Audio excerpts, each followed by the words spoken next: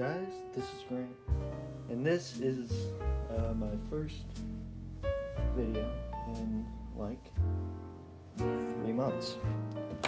Yeah, I just didn't really feel like making a video, and my iPod broke, and I wanted to make a video about it now. So what happened is, while I was using it, the SD card that I used to flash it became dislodged, and trying to get to actually load up the operating system instead of the restore screen, I ended up breaking the battery connector. So I ordered a new battery. Let's get started. This iPod's really easy to take apart because I've done it before. Ooh. Didn't even have to unplug the battery anymore. This is what it looked like before, and as you can see, or not, the tip of the connector is broken off. Now, let's need to, is that connector raised? No.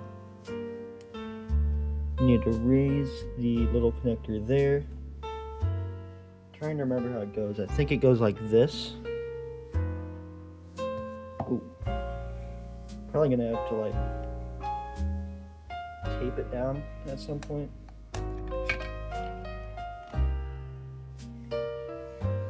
But yep, there it is. Of course, still showing the restore screen, which is annoying, so I'll have to reset the iPod. I'll go grab some tape. Alright, here I have some electrical tape. Let's put it right here. That's a little too low. Right here, and the battery go right there. Fit without breaking it. Huh. But it does work better than having it pushed against the SD card.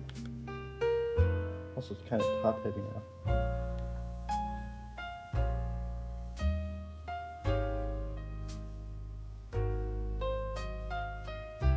What screen is it going to show? It looks like it's actually booting up. Maybe I don't have to restore it. Bro, no way. It just works like that now?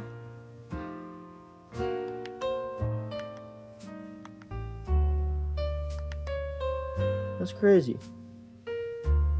You saw, instead of what went to restore. It's pretty cool. Thanks for watching. Please subscribe, and